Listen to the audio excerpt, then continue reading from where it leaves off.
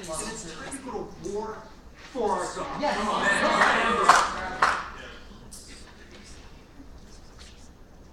Verse 29. Come on, Tim. Then the Spirit of the Lord came on Jephthah.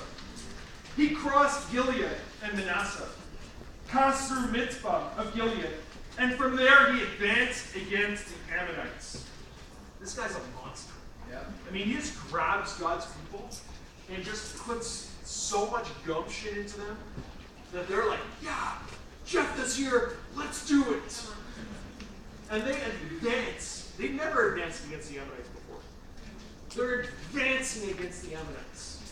And God is giving them one city after another. Come on. And then this happens.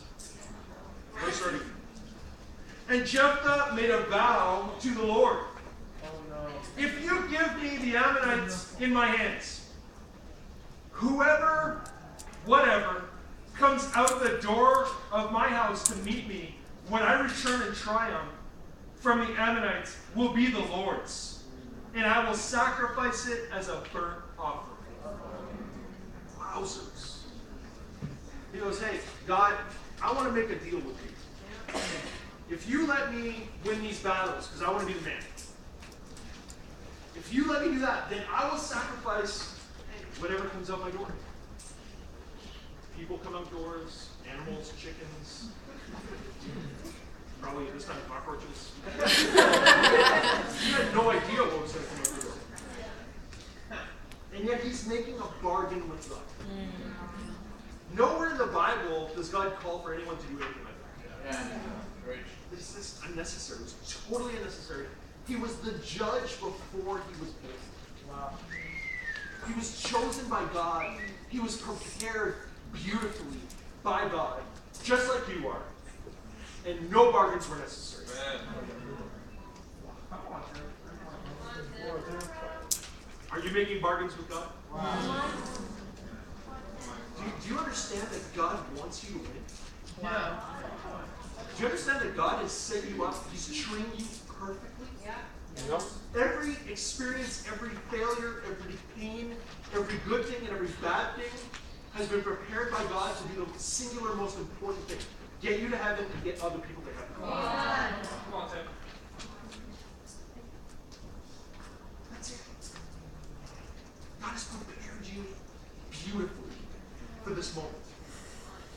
Come on, Tim. But he didn't understand that. And so he's making bargains with God. Making crazy bargains with God. Yeah. As God's holy people, as heroes of God, we got to know God. Yeah.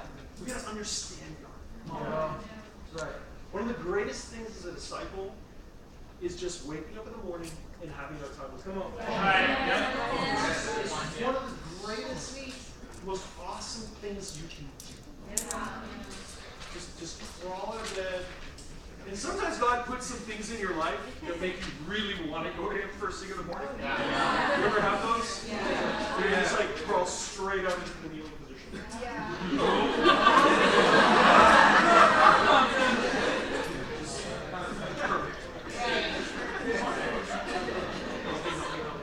Right? You been there? And yet God is working, but Satan's working too. And I believe, after 12 years of ministry, that Satan really has two fundamental strategies. Strategy number one, make your life so comfortable you don't care if there's a God. Strategy number two, beat you so hard you can't believe there's a God. That's it. And he can shoot back and forth between these two strategies, but usually he's on one or the other. Are you with me? What separates us from God? Sin. In two forms. Guilt and anger. Guilt at your own sin, anger at somebody else's sin.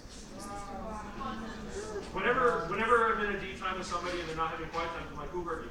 Yeah. You know that. Well, this brother hurt me. It was really painful. And I didn't really. Oh, it's time to forgive that guy. And what's your sin that you get in life. Come on. Listen. I heard that. How do you feel? Feel great.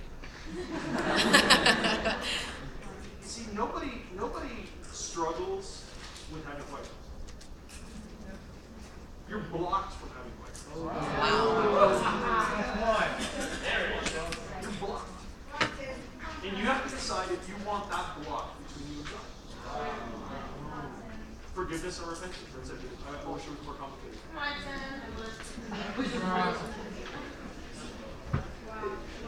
Jephthah, the only time we see him praying to God, it's the bargain. The only time that God comes into the picture is the bargain. If you, then you will. Stop that. Give it all to God.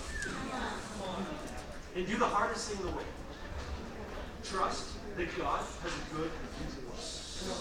You can believe that up here, but the hardest journey in the world for me was not from here to Congo or here to India or whatever.